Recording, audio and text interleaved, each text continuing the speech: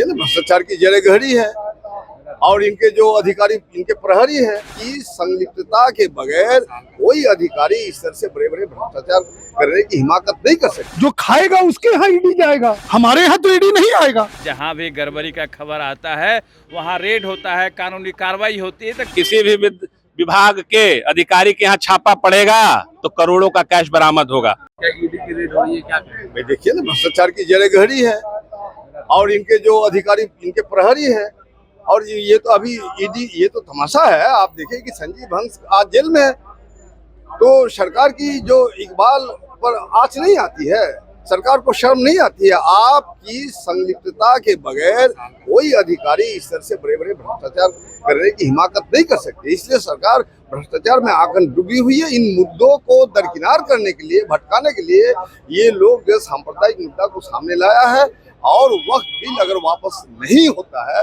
तो इसका जिम्मेदार सिर्फ और सिर्फ नीतीश कुमार होंगे। ये जिस तरीके से नवरात्र के समय मटन पर रोक लगाने खाने को लेकर नवरात्र के समय लोग मांग कर रहे हैं कि अरे ये सब फजूल बात है। अब खाने पीने का सवाल है, नवरात्र का हम लोग स्वागत करते हैं। एक दिन अगर मटन हम नहीं खाएंगे तो कौन चीज हो जाएगा, हम स्वागत करते हैं। सर, बाबू आलम जी, आज आप लोग इस मुद्दे को विधानसभा में प्रकट कर रहे हैं। हमने आज संयुक्त रूप से वक्फ बिल के खिलाफ में प्रदर्शन किया। हम भ्रष्टाचार पर भी प्रदर्शन कर रहे हैं। हम बिजली की जो अनियमितता है, बिजली में जो लाखों लाख का बिल आता है, स्मार्ट मीटर जोर जबरदस्ती लगाने का जो अधिकार और आदेश दिया गया है जिलाधिकारियों को, और जिलाधिकारी जो ऐसा कर रहे हैं, अभी तक जो है किसानों को बिजली नहीं मिल रही है, खेती बर्बाद हो रही है। इन तमाम सवालों को लेकर आज हम लोग संयुक्त रूप से प्रदर्शन किया। साथ साथ माइक्रो फाइनेंस के माध्यम से जो 30% लोन पर ग्रामीण महिलाओं की जो लूट हो रही है, उस माइक्रो फाइनेंस पर लगाम लगाने के लिए और उस तरह से करोड़ों रुपया जो इस तरह से बंदरबाट हुई है उसको माफ करने के लिए हम लोग जो है ये आज प्रदर्शन करते हैं। बिजली बिल माफ हो, 200 यूनिट बिजली गरीबों को मुफ्त मिले। स्मार्ट मीटर पर लगातार आप लोग अपनी आवाजों को बुलंद कर रहे हैं, पर सरकार के द्वारा स्मार्ट मीटर लगातार लगाए। देखिए, दुनिया के बड़े बड़े मुद्दे, प्रमुख मुद्दे सदनों से तय समाधान नहीं हुआ, ये सड़क के आंदोलन से ही इसका समाधान होगा।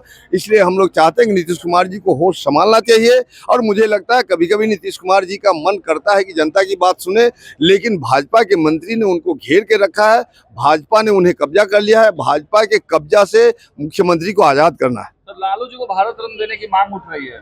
जी, लालू जी महान इतिहास पुरुष है। घटा में छिप के सितारे फना नहीं होते।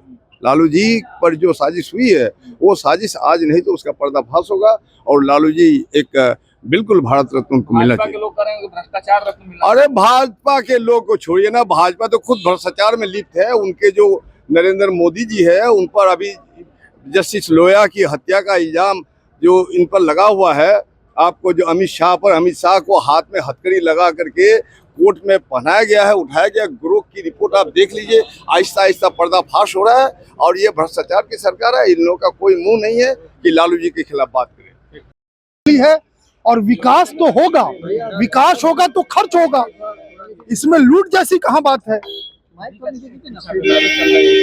देखिए, ईडी किसके यहाँ जा रहा है ये तो जरा देखिए। खाएगा जो जाएगा, जो खाएगा उसके यहाँ ईडी जाएगा, हमारे यहाँ तो ईडी नहीं आएगा। तो जो लोग लूट रहे थे बिहार को, जो लोग खा रहे थे, उनके यहाँ ईडी जाएगा, जाएगा ही जाएगा। पत्रकारों पे हमला हो रहा है। देखिए, ये हमला अगर पत्रकारों पर हुआ है तो ये निंदनीय है। इसकी जितनी निंदा की जाए वो घोर अपराध है ये, और इसकी निंदा मैं करता हूँ। और कल तो पूरे सदन में वोटिंग इस पर करा ली गई और इतने अल्पमत में वो लोग चले गए, उनके आरजेडी और जो महागठबंधन के भी विधायक हैं वो भी उनके समर्थन में नहीं हाँ कह सके। उसमें से भी आधे लोग मौन रह गए। इसका मतलब है कि उधर के भी महागठबंधन के भी आधे लोग नहीं चाहते कि इनको भारत रत्न मिलना चाहिए। और भारत रत्न किस आधार पे?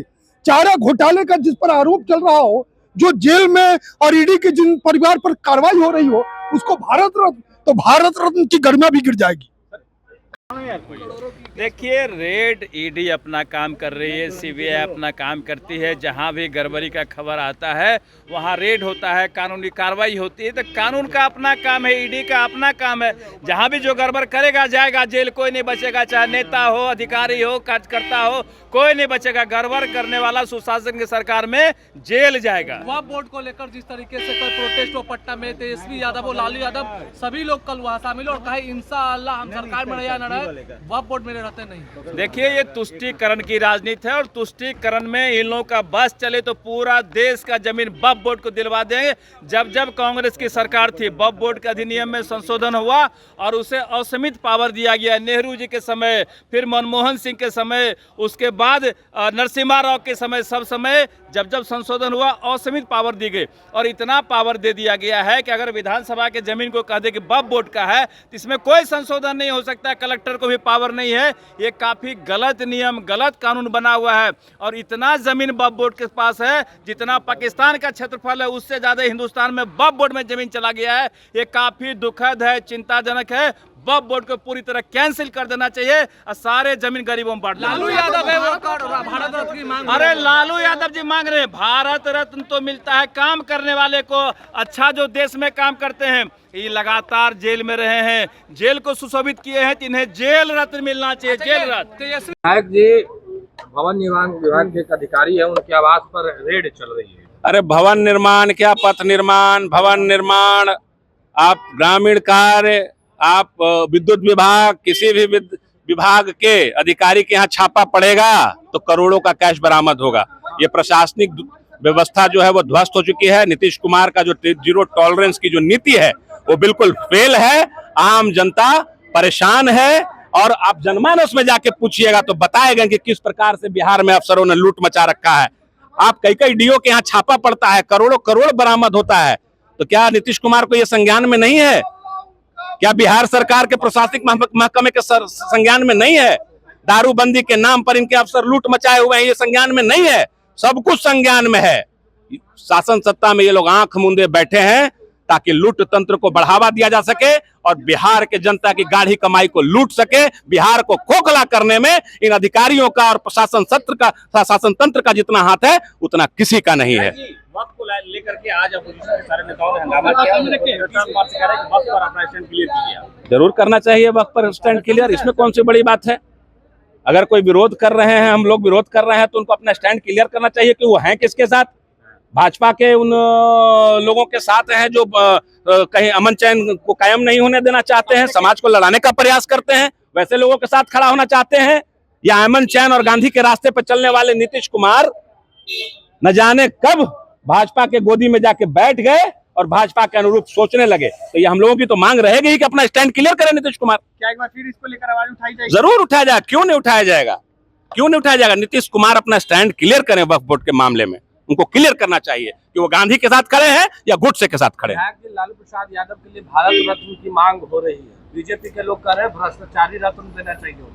अब आप तो ये बताएं कि ताबूत घोटाले में ना उनके राष्ट्रीय अध्यक्ष पकड़े गए थे, बंगारू लक्ष्मण, उनको कौन सा रत्न दिया उन्होंने, वो भी अपना बताएं बीजेपी के लोग।